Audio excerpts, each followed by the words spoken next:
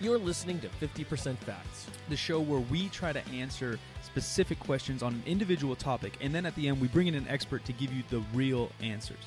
I'm Jim McDonald. And I'm Mike Farr. Welcome to our show.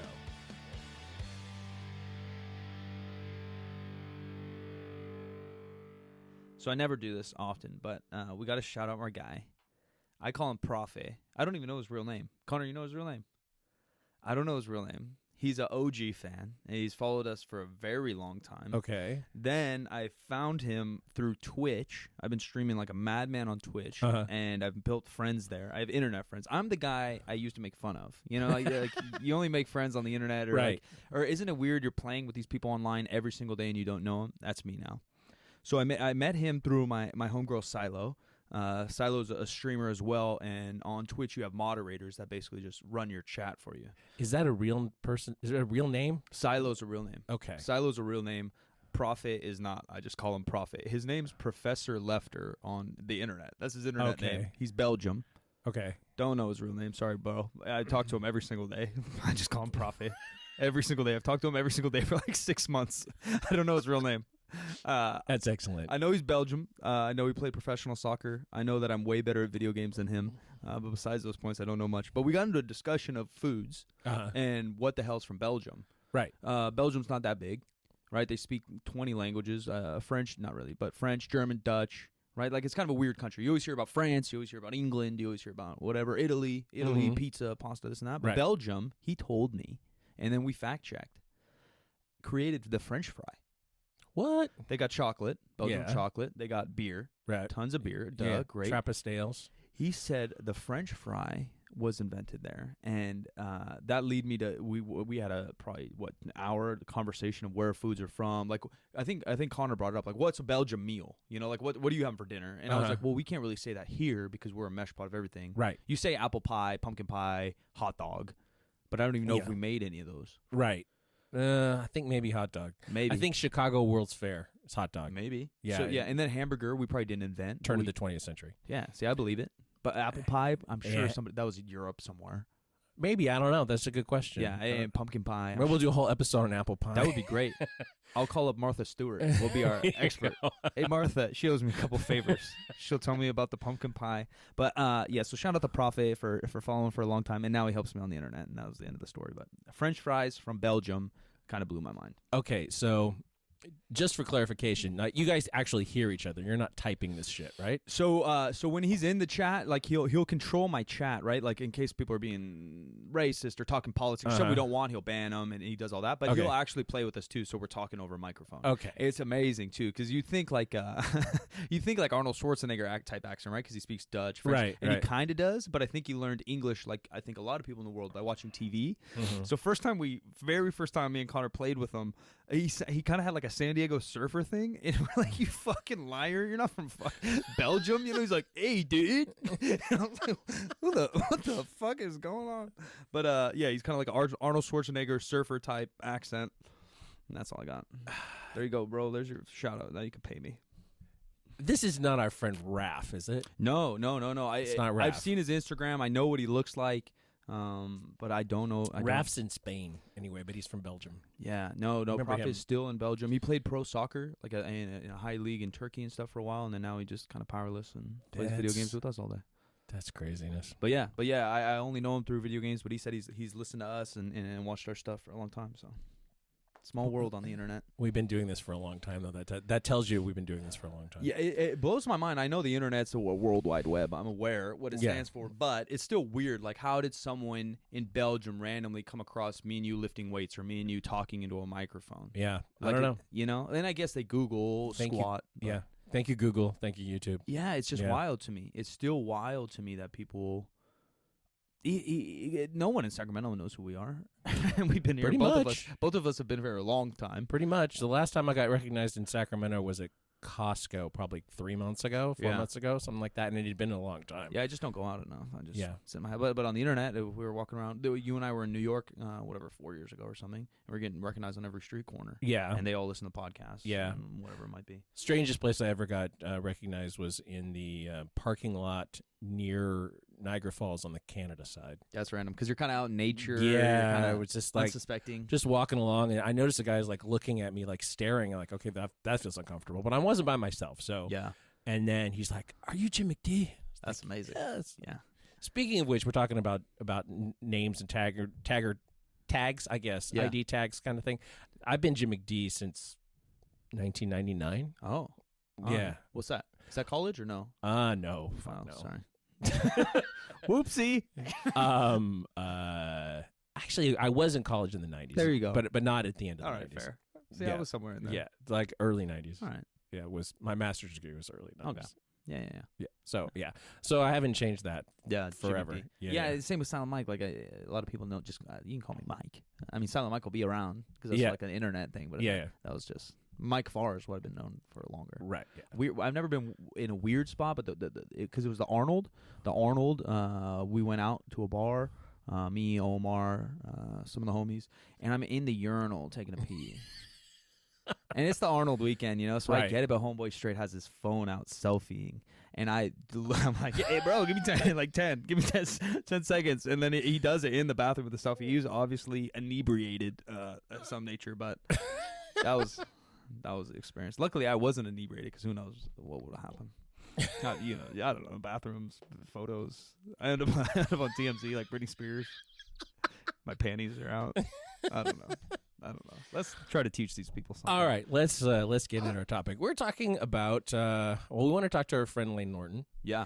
And one of the things we want to discuss is glycemic index, and I guess maybe the flip side of that would be insulin response. And what's the other term? I don't want to overcomplicate our questions. What is glycemic index? Does it have a issue is what we're digging down. But I think there's glycemic load. Yeah. And glycemic load, which is just an awesome term. I think glycemic load is what's all right, let's start from the top. I'm getting ahead of myself. Glycemic index. Yeah.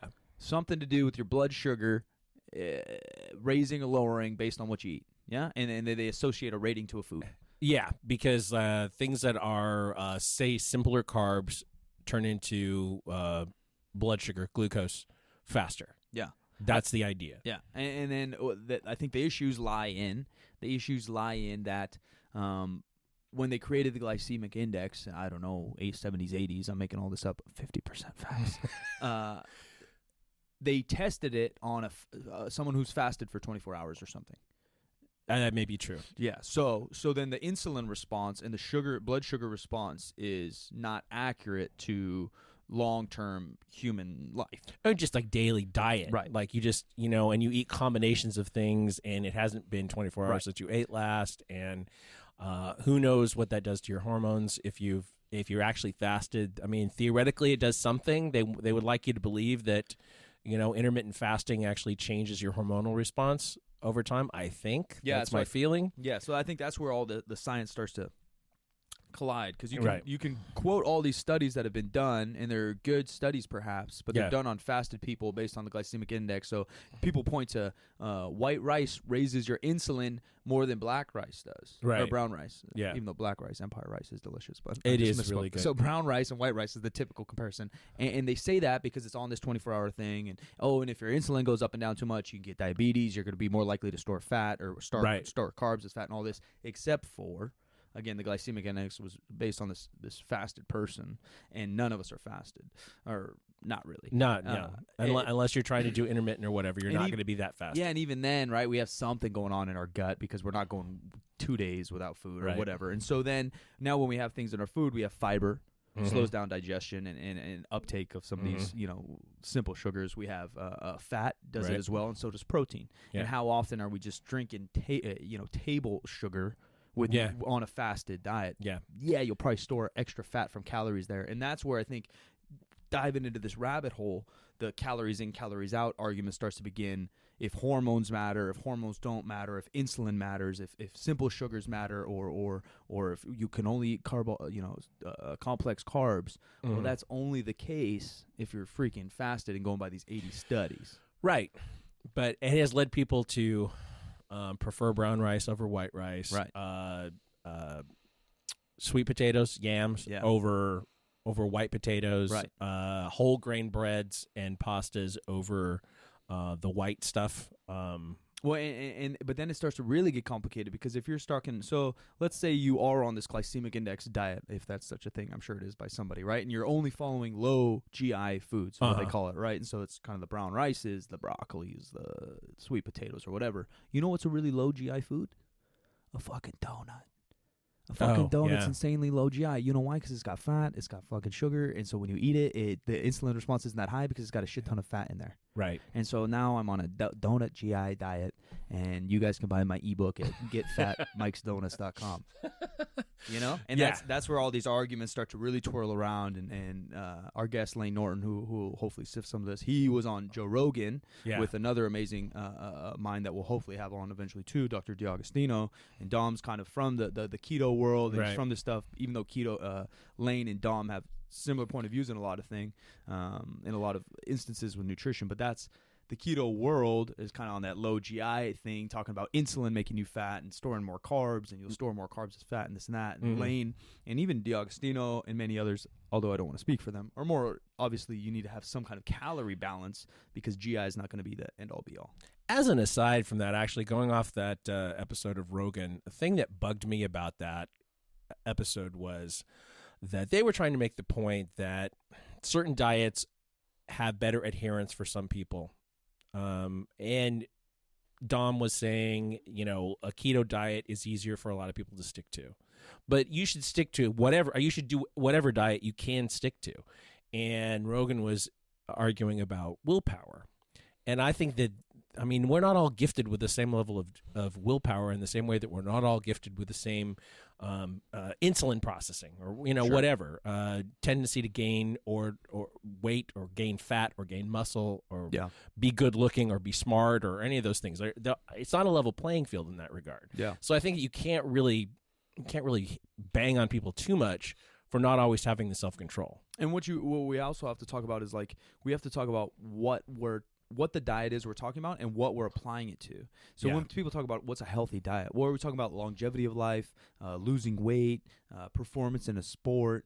Do you have a condition? Maybe you have a real insulin condition. Maybe you have a real diabetic issue, right? So all those diets are going to look a little bit different. And then within that, we're going to have to tweak it for the actual individual, like you said, genetics, because some people do respond differently to carbs and et cetera. Although I think the amount that people, and maybe we're going to even ask Layne this, the amount people actually react to these things is a smaller threshold than we all think.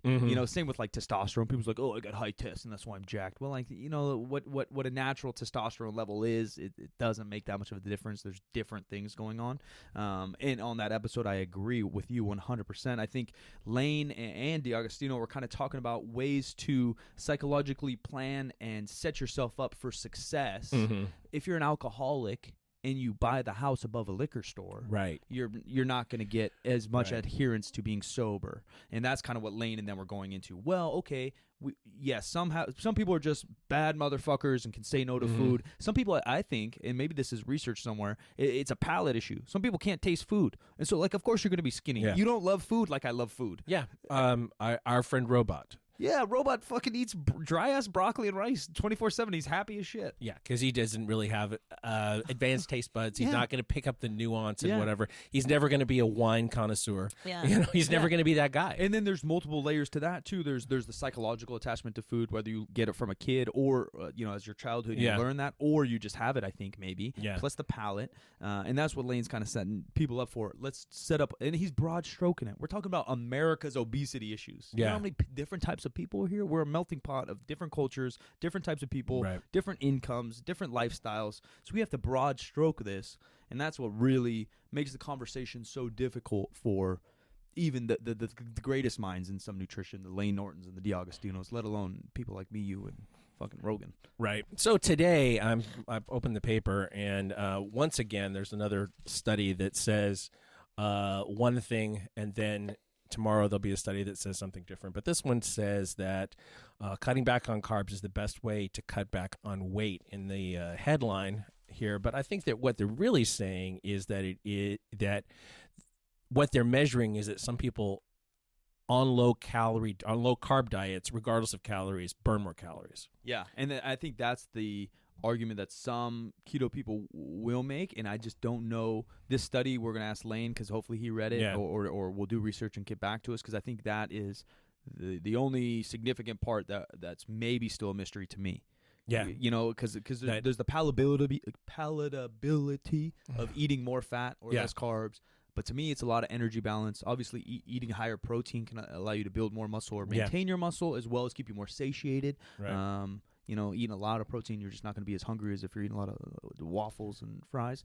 But if there's an actual physiological effect and you're burning more calories stationary, eating low carbs, then now we have a whole different discussion to open up. Yeah, and this article talks about there are certain people in this study who are apparently high secretors of insulin, and those people were burning between 308 and 478 more calories a day. Now, what I don't know is how they measured that. That's not really... Yeah, I think breathing, they can do it. Yeah, but they didn't have people on... monitored, 24/7. That's kind of a lot. I guess maybe rate. Maybe they figured out through rate. Yeah, I don't know either. And then, these were obese people. I think you told me off air. They were obese before they dieted. It was 100 and something people. Yeah, and so that all plays a role. Like age will play a role. Right. So we have some things to dig into. But glycemic index, is it fucking important? Does it suck? Glycemic load, I think, before I hopped in front of myself, I think glycemic load was... something to do. I wish I remember these things. I'm so dumb. Are we going to look it up? Or? No, I'll just fake it, and then Layne will tell us what it is. Because glycemic load's real. I think glycemic load is the effect of the food with stuff in your stomach. Okay. You know what I mean? Like taking into account fiber, taking into account fat. The glycemic load's like a daily thing. Maybe a little bit more macro vision of it. So it does matter. Because I think we can all agree if you're only eating, another low GI food is fucking Snickers, right? You got peanut butter in there and chocolate. And delicious. Yeah, I'm hungry, man.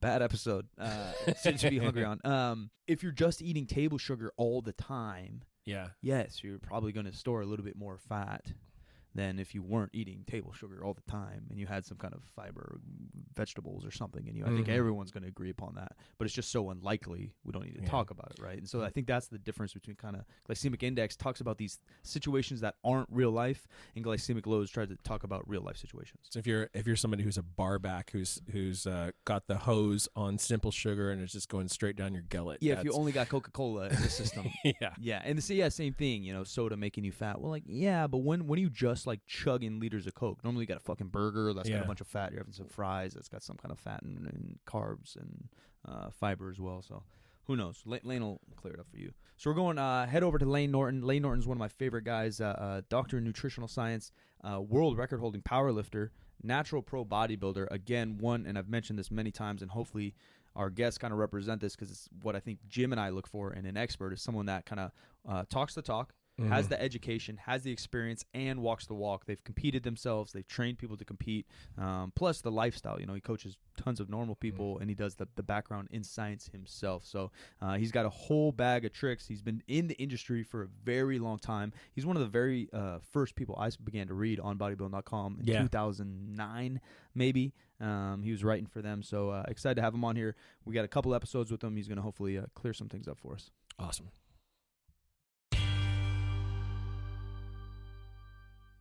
Yeah. How's Florida treating you? Cold today, actually. You guys will laugh. But yeah, I woke up and there was ice on my windshield. I was like, what the Dang. And it was like 6:30 in the morning. I had to drive my son to school. And I didn't have a scraper because we just don't have those things in Florida. So I took my Monster can, the bottom of my Monster can, scraped the ice off my window. Hey, you got to get it done. Yeah, gotta improvise. So we wanted to ask you about the glycemic index. Is it a big deal? Is it something we should be worried about? Is it something we should be concerned about? Should we lose some sleep over it? Yeah. what's your feeling? What do you know about this? Well, as you all know, I don't have feelings on things. I have hypotheses supported by data. There we go. So I think it's not completely unimportant. I think we just have to keep in mind, Eric Helms has a good kind of pyramid that he talks about, like what's the most important thing, and then kind of going up.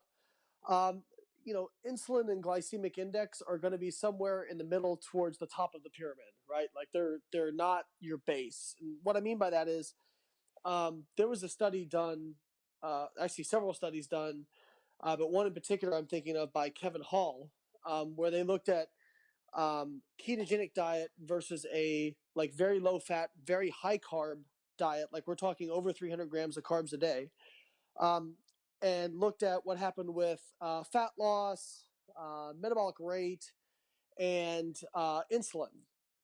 And what they found was, really interestingly, insulin was like over 20% lower in the ketogenic diet group over the course of the day, which you would expect because you're in a ketogenic diet. What was interesting was they didn't lose more fat. And further, there was another study done by Surwitt where they fed like same protein, same carbohydrate, same fat. So two diet groups, exactly the same, but one got about like 110 grams of sugar a day. So sucrose extra. No, sorry, not extra, but as part of their carbohydrate intake. And the other group was around 10. So we're talking 10 times difference in sugar intake, vastly different glycemic load. And they showed no difference in fat loss and very little difference in like blood lipids, like blood cholesterol, those sorts of things. Like by all intents and purposes, they had the same, very similar improvements in blood lipids and what you would consider kind of health markers. I want to dive into insulin in a sec, but can you give us a quick definition of maybe what the glycemic index even is? So basically, if you feed the glycemic index, the way it works is if you feed 50 grams of a carbohydrate source by itself and look at what the glucose response is, so kind of the overall glucose load that appears in the bloodstream, that is what we consider the glycemic index. And it's rated on a scale of 100 with, I believe, glucose being 100. And so you can kind of like, you look at glucose, and then there's things like bread are pretty far up there, potatoes pretty far up there. You get things like oatmeal are kind of mid-range. Fruits are pretty mid-range, unless you're talking about like bananas and some other stuff. So it's kind of looking at, all right, how quickly and how much glucose is the body seeing from a meal. Now, one of the things to keep in mind is well, I wouldn't say we usually don't, but a lot of times we're not eating a carbohydrate source in isolation. There's protein, there's fiber in it. And what they find is that when you put like a mixed meal with protein, fiber, and fat, it really washes out the effect of the glycemic index. You don't really see big differences in glycemic index when you also have a mixed meal. So that's why I've never been real big on the glycemic index. And if you look at, there was actually there's two meta-analyses that have come out in the last 5 years that looked at, basically their inclusion criteria was, did they measure things like blood lipids, blood sugar, all these sort of different markers, and were the studies for fat loss, for the purpose of fat loss, and they were trying to examine, was the effect on improvements in health simply a weight loss issue? So for example, you'll see people and they say, well, I've been on a ketogenic diet and look at how good my blood markers are, but they also lost 50 pounds. So trying to tease apart, is it a weight loss effect, or is there a specific diet effect to a low carb versus low fat diet? And what they found was about 95 to 99% of the effects, the positive health effects from these diets could be explained by simply weight loss, just by losing fat. That's kind of the question I want to get into. You literally just brought it up because, a lot of people probably, hopefully have followed you for a long time. I've followed you probably for 10 years. I've known you for 6 or 7, and we've chatted about things like this. Obviously, you're just on Rogan, had a big debate on these things. But I think nutritionists or fitness people or even everyday folks are having different conversations, and they're trying to talk to each other, right? So some people are talking about weight loss, some people are talking about performance, some people are talking about aesthetics, other people are talking about maybe longevity or whatever you want to call health. And so I think we need to break these things down so everyone's on the same page. And you try to do that on Rogan's, and for a second there seemed to be a disconnect with Joe for a second. He didn't understand what you were, and you can correct me if I'm wrong, but what you're trying to say is if we get these calories kind of in check, insulin is a very small factor in that, we start to lose weight, and then our health goes up.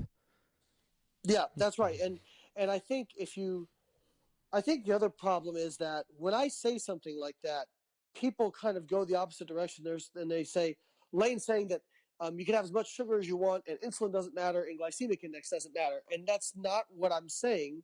What I'm saying is if you equate calories, they don't seem to matter very much at all. Now, if you're somebody who's just going to refuse to track calories, then using something like saying, well, I'm going to stick to low glycemic sources of carbohydrate is probably not a bad rule, because by default, you're going to eat things that are more filling, have more fiber, and are going to satiate you more, and you're less likely to overeat on. Right. So I think that that's where, context gets extremely lost in this sort of thing. And even right down to people who are on a ketogenic diet say, well, I used to have to diet, and now I don't even have to restrict it anymore, and I lose weight. Well, no, you're restricting. You just don't feel like you're restricted, because for you, for whatever reason, because everybody's different on this, for you, just eating protein and fat, you feel like you're eating more because of the volume of food you're eating and because you feel satiated. Right. Same as maybe old school bodybuilders with tilapia and broccoli. Right. Yeah. So it's like the carnivore diet. People say, well, I don't even have to restrict anymore. Well, it's really hard to overeat on meat, to be honest. Like, it's pretty hard, so I think that I'm not trying to discount, because literally any diet will work. The question, and I just am about to publish my new book, Fat Loss Forever. What you find is, if you look in the research, what's really cool is there is not one diet that emerges as better than another diet in the long term. None of them. Zero. What emerges as being associated with long-term weight loss and keeping it off is a set pattern of behaviors. So people just approach food differently who are able to lose weight and keep it off, because anything can work. And I think if you're a coach, if you're a good coach and you pay attention, it's hard to be dogmatic, because you will have seen all kinds of stuff work. It's like I saw Spencer Nadolsky make a post the other day, and he said he used to be a really staunch low-carb advocate and still uses it as a tool, but he just saw too many different things work to say, hey, you just need to use this every time. So, I think, and then one more thing specifically about insulin. There was actually a new study that came out. It was actually by a low-carb group. I think it was by Dr. David Ludwig, who's a very staunch carbohydrate insulin kind of hypothesis sort of guy. Yeah, we have it in front of us, actually. We're going to bring it up to you. Is that the new one? That's probably the new one. We think so, They also did an older one. I just did a video on that one, but they also did an older one that was, they did something called Mendelian randomization, which is a really advanced technique where basically, for example, if the carbohydrate insulin, hypothesis is true, that it's insulin driving obesity and not calories or not overeating, then you would expect people who have, people just inherently secrete different amounts of insulin. Some people secrete more, some people secrete less, just due to genetics and polymorphisms on their genes. So what you would expect is that based on their different polymorphisms and how much insulin they naturally secrete, that you would get a pretty strong relationship between people who naturally secreted more insulin and body fat levels. Does that make sense? Yeah. So they did this study, and what they found was that insulin explained. Now, this wasn't how they wrote the study up, but if you look at the actual statistics, this is what the data actually says. Insulin explained approximately 1 to 10% of body fat levels. So that means it's not completely irrelevant, but it's also not the dominant factor. Right. And when you're talking in a video or podcast with Joe or us or whoever, you're trying to kind of foul sweep this whole thing and say most people are going to have to worry about their macros. You're not going to say, oh, well, 1% has to worry about their insulin because they don't secrete enough and they should probably be eating lower carb. Well, I think that one of the things is that if you're restricting or you're tracking your macronutrients, you're going to be reducing your, so let's take somebody who's obese, right? If you take them and you get them on a deficit, their insulin secretion is going to go down anyway. Right. So, people look at it as just a pure carbohydrate thing, but, carbohydrates and fats interact in the body. If you are a product of what you eat in terms of, if you eat more fat, you burn more fat. But this is one of the figures. I'm actually going to post this today on my Instagram, that yes, you eat more fat and you burn more fat, but that's not talking about losing or gaining fat. That's just a metabolic pathway. Because what happens is, yes, you burn more fat.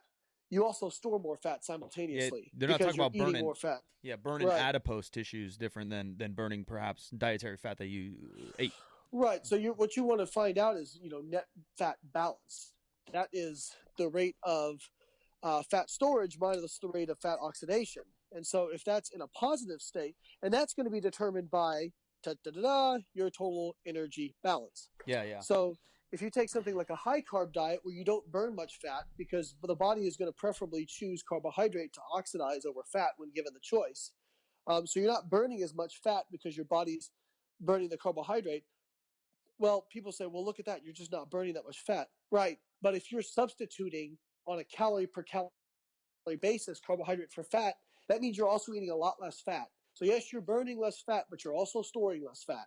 And again, the net, whether you lose or gain body fat, is going to depend on what your calorie balance or what your energy balance is. And energy balance, we can just say calories in, calories out. Right. And now a lot of people get this confused because they'll hear calories in, calories out, and they think of them as two independent, unchanging set factors. Or you'll hear people say something like, well, I don't believe in energy balance because I was in a deficit. I didn't lose weight. No. So you may have been what should have been or what you calculated to be a deficit and not lost weight. Right. But if you didn't lose weight, then by definition, you weren't in a deficit. Yeah, I mean, a 200-pound guy, maybe 2,000 calories is going to be in a deficit, but not every single person. Some people move more, some people move less. Genetics are different. We don't know for a fact. The only way we know for a fact is if you track every day for a year. And now you got a good idea, and you're losing weight. That's correct. And, it's just the other thing is, too, is, metabolic adaptation. So calories in, those are not two independent variables. Calories in affects calories out. Mike, you've been in bulking phases and you've been in cutting phases. When you started cutting, you probably dropped weight pretty quick, and then there became a point at which the original calorie amount that you were taking in, probably you just maintained after a certain point. Am I on point here? Yeah, 100%. Right. So, and by the same token, when you were eating more calories and trying to gain, you probably got to the point where you felt like you just couldn't gain regardless of how many calories you were shoving in your mouth. It just seemed like, you were probably up to a pretty high level and kind of maintaining your weight or barely gaining. Would that be also accurate? Yep. Pizza buffets every day, and I stuck at 234. Yeah. So, those two factors influence each other, and people don't realize that. And so, does your experience invalidate calories in versus calories out? No. What it means is that if you consume more calories over time, you'll probably burn more calories. Obese people, for the most part, don't have slower metabolic rates than we'd predict. Most of them have normal metabolic rates. Usually, there's a lot of things going on, but they have a little bit of appetite dysregulation, and also most of them are sedentary. That's a huge thing that people don't realize is that exercise. People have gotten exercise wrong. You'll hear things like, exercise doesn't really burn fat. If you just exercise, it doesn't really drop body fat. I don't know if you guys have ever heard that, or that the amount of exercise contributes very little to your overall daily calorie burn. Yeah. That's somewhat true, but exercise sensitizes you to satiety signals. There's actually really strong evidence of this. So there was a group of Bengali workers in the 1950s. They did this really cool study where they looked at 3 different activity levels, or sorry, 4: sedentary, lightly active, moderately active, and very active. So like heavy labor jobs, right? And what they found, and they looked at their calorie intake. Now, these people didn't track macros or anything. They're just letting them eat ad libitum. The people who were lightly to heavily active almost completely matched their calorie intake intuitively. So there was almost a linear relationship. So as they're active, they consume more calories to offset their activity. The people who were sedentary ate more than the people who were lightly active and moderately active. And there's a lot of evidence to show, especially in animals, that if you add exercise to sedentary, that they will actually spontaneously consume less food. So that's why exercise is such an important component. If you look at people who lose fat and keep it off, over 70% of them do habitual exercise. It's so important. So you're saying that like a basal metabolic rate is a lot less important than a satiety drive, kind of. Well, for obese, probably, because obese people who tend to, because the question is, like, let's take Mike's experience, for example. Like, he was overfeeding and got to the point where he felt like he couldn't really gain any more weight, right, Mike? Right. So, like, how could somebody become obese if we have this tight regulation where, metabolism adapts in both ways? Well, for people who are sedentary, that gets dysregulated. Their satiety signals don't function as well. And there's probably some genetic component to that as well, that they tend to be predisposed to that. But that's why exercise is so important especially for them, because they're much more predisposed to eating past those satiety signals, if that makes sense. Yeah, it does. Yeah. To bring it around just a sec, you talked about people secreting different amounts of insulin because of genetics and things of that nature, and also metabolic rates vary genetically. Maybe not as, and maybe you can correct me if I'm wrong, but I think people overestimate or over-exaggerate what people's metabolic rates vary. It's not like a 200-pound guy. One guy can eat 10,000 calories and the other guy has to eat 1,000 to maintain.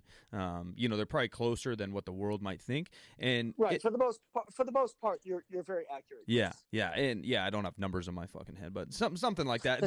Especially the general public. The fitness world might understand that a little bit more. In terms of insulin, how varied is that, and how do we know?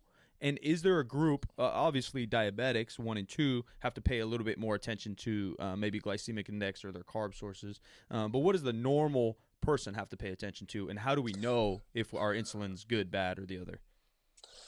Well, to be honest with you, I actually don't know how much it varies just based offhand. I don't know those numbers. So there's my my pittance for the day. Me saying the magic words I don't know. You guys know I'm big on that. When you don't know something, just say you don't know and don't try to BS it. Yeah, true that. My guess is it's probably a variation of like 10 to 20% is probably the normal variation, but that's just a guess for me. But I would bet that if we looked into that, it'd be pretty close. But I can't say that I know that for sure. And I don't want to. It's all context dependent, right? So somebody like I remember years ago, I get this from bodybuilders who were worried that their 50 grams or 75 grams of dextrose that they were taking post-workout was going to make them a type 2 diabetic. Right. And I'm like, guys, there's a big difference between somebody who just did a 2-hour training session taking a glucose drink to restore glycogen, which I'm not actually big on that either, but regardless, there's a big difference between that and a fat ass sitting on the couch stuffing his face with chips. Yeah, every single day. There's a big difference. There's a really big difference. And again, like there's studies that show that for the most part, overeating carbs doesn't really make you fat. If we're talking about like overeating just carbs and not fat, what makes people fat is overeating carbs and fats. Yeah. In fact, people make a big deal about sugar, but if you look at the foods they normally talk about, they're talking about foods that are high in fat and sugar. Right. Like we're talking about cakes, cookies, donuts, that kind of stuff. you could argue like Skittles and sugary sodas. Okay, sugary sodas are a little bit different because they have really no satiety hit because they're liquid. But here's one thing I don't think I've ever heard is an obese person say, "Gosh, I just can't seem to stop eating fruit." Right. Yeah, or rice. Yeah, exactly. Yeah, watching God, the late night show and eating a bowl of rice. Yeah, I just can't seem to stop eating baked potato plain. No, just a great example of that is people use like potato, like all the GI index. Actual white baked potato plain is actually the most satiating food there is. Like, try to get through, no butter, nothing like that, no butter, just a plain baked potato. It's hard to eat the whole thing. Yeah. It's tough to eat it. Now, if you add butter to it, now we go to town. But yeah, a little cheese, little bacon bits. Now you're talking my language. Right, exactly, and that's why what tends to trip the hunger algorithm or the ability to overeat, past our normal satiety signals, is when you have that really that combination of carbohydrate or sugar and fat. So, that's why I always tell people, I'm like, are you really addicted to sugar? Are you really? Because the foods that you're telling me you can't stop eating are actually have more calories from fat than sugar. Bringing it back around to the most recent study by Dr. David Ludwig, basically, a pull quote out of this is that people who are higher insulin secretors for whatever reason were burning between 308 and 478 more calories a day on a low-carb diet. And these are people who were overweight to begin with. And this is 20 weeks into their diet. What do you think's going on there? Okay, so the latest study, I actually just did a video on my channel. So anybody who's not subscribed to me, go to youtube.com/BioLayne, and you can check out this video where I break the study down. So there's a couple things going on. So first of all, and I don't want to be all conspiracy theorist because I can't know somebody's intent because I'm not in their head, right? So this study was actually not done in fat loss. This study was done, if it's the one I'm thinking of, the most recent one, what they did was they had people lose weight on a run-in diet that was actually 45% carbohydrate, which is funny. They had to lose at least, I think, 10% of their body weight. And then they switched them to 3 different groups for maintenance. And it was 60% carbohydrate, 40% carbohydrate, and 20% carbohydrate. Yep. And their outcome measure was not fat loss. It was energy expenditure and how much they could eat to maintain their body weight. So first off, even let's assume full stop, everything about the study is true. It does not say that a low-carb diet is better for fat loss. What it might say is maybe you can eat more and not gain weight. Maybe you can overeat more on a low-carb diet and not gain weight than a high-carb diet. Okay? Yeah. But it's not measuring fat loss because we have those studies and they don't show a difference. Do you think that might be true though? Maybe, because we don't really have a bunch of low-carb overfeeding studies. Yeah, so like maybe. Or maintenance studies don't seem to be as cool or popular. Right, of course. So now if we go back though, they measured energy expenditure using a very precise method called doubly labeled water. So basically it's a really advanced scientific technique where, now full disclosure, I've never done this technique, so I'm just telling you what I learned from grad school. But basically you give people labeled water, and based on how much of that label you find in their breath, you can kind of extrapolate their metabolic rate with relatively good precision. Now, the problem is that is what we like to call a steady state measurement. You have to have the person in a steady state. And in the first 7 out of their 8 protocols from this lab, they ran the comparison with that dual labeled water using the subject's pre-diet weight, okay, using their pre-diet information. On the 8th study, after things were unblinded, so after they had access to the data, all of a sudden they submit a change in their protocol to where they're using the post-diet information for the comparison. Ooh. Okay. Now that's hard to kind of relate to the layman. People go, well, what the hell does that mean? The point being, Kevin Hall went back, took their data, reran it based on their original protocol that was listed in their study that was used on the first 7 of 8, and found that when he reran it using the method they first proposed that's usually used, there was no difference between groups. So all of a sudden now there's a difference. Now again, the authors have addressed this, and they claim that there's the way they changed it was more valid for what they wanted to measure.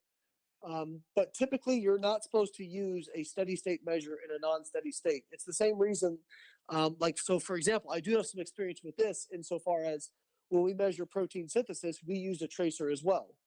And if you're going to use what we call stable isotope infusion, you have to have the subject in a steady state, because you need to know the rate of incorporation of your label. In the case of us, we used labeled phenylalanine. I know I'm going way over everybody's head right now. No, it's good. But if we were going to do a feeding study, what we would have to do is something called a flooding dose, where we just, you could really only do it in rats, where you inject, it's a tail vein injection, and you inject a huge dose of the label. So now you don't have to worry about the rate of incorporation of the label. You just put in such a huge dose that you can be relatively sure that any phenylalanine that gets incorporated into muscle protein in that time where you're measuring was labeled. Okay. Yeah. Anyway, that's how you do non-steady state stuff. But you can't really do it with labeled water, because there's no way you could ingest enough labeled water to quote unquote flood the system. So anyway, point being, after all that fuckery, that if you go back and run it the way they originally said that they were going to analyze it, you see no differences. Now, again, I can't know intent. People have said to me, well, do you think the researchers, fudged this, and that? I don't know. It's Harvard. It's a good lab. They have different ideals than me. I don't want to assume that they just, fudged it just because they have a different hypothesis than me. Yeah. But it is a little bit weird. We'll take it for what it is and see what happens in the future. Right, exactly. We want to see it validated. So the one other thing is, in that study, and you think about this, so they said, well, we were able to feed the people who were on the low carb diet more, and they maintained their weight. Well, remember, on a low carb diet, first off, they gave them a range of 2 kilograms, right, that they could stay within. So that's a good shimmy range. And I understand why they did it, because you can fluctuate a lot. But on a low carb diet, what happens? You lose water weight. You lose a lot of water weight. So somebody could drop a couple pounds of water weight, and then the researchers would have been able to add in food, not nefariously, but just sure. They lost weight. We need to adjust their calories up because their maintenance is higher. But that may very well explain why they were able to eat more and maintain, quote unquote, their original body weight. Yeah, less water fluctuations, perhaps. Yeah. So just to put a button on it, I guess, if people are fetishizing the glycemic index and they're losing weight, we shouldn't criticize them. We should just let them be, because it doesn't matter that much one way or the other. But if they feel it does, then we should just let them run. Yeah? Well, I mean, if somebody, says, hey, I like this way of eating, I always start with what's sustainable. Yeah. What's sustainable for somebody. And whatever that's very individual. Some people feel keto is sustainable. Some people feel carnivore is sustainable. Some people feel, this is sustainable. That. Well, it's not my job to judge what they feel is sustainable. The only thing I criticize people for is because bros make the mistake of, because something worked for them, they want to apply it to everybody. Right. So, and science bros make the mistake of, well, this is what the average in the study says, so this is what every individual should do. And the reality is that, there doesn't seem to be any magic in terms of, it's calories in, calories out. But the way in which you create calories in, calories out that works for you in terms of feels like a sustainable lifestyle is different for the individual. So that's where some people say, hey, I love intermittent fasting. I don't feel restricted. If I just eat, my food in an 8-hour time frame, I don't overeat. Well, hey, hell yeah, have at it. But don't tell me there's some magic with intermittent fasting that makes it so you can eat whatever the hell you want. You don't gain fat, because that's just not true. Layne, thanks for tackling glycemic index and beyond. I think the glycemic index, like you said, may just not necessarily have a daily application to the majority of the world. Maybe other things might. This is your time to plug away, Layne. Where can people find you? Yeah, so anything dealing with me, biolayne.com. Most of my social media is biolayne, so BIOLAYNE. I do have one book out already, the Complete Contest Prep Guide, which is a literal A to Z. You want to compete in bodybuilding, you have no idea how to do it. This can get you ready. But even like advanced people have used it and done really well, and it's sold extremely well. Very proud of it. So I didn't call it this. A couple of people have called it the Bodybuilding Contest Prep Bible. But it's for any division, any physique division. We cover bikini, figure, men's physique, all that stuff. And then I have a new book that's going to be dropping probably before Christmas. That's called Fat Loss Forever. And that's kind of my fat loss manifesto. And that tackles things from we actually go a little bit more into detail about how fat loss actually works and how diets actually work. But then we also take a step back and frame it in such a way that it's not just, here, eat this many macros. It's also, hey, these are the behaviors you need to lose weight and keep it off.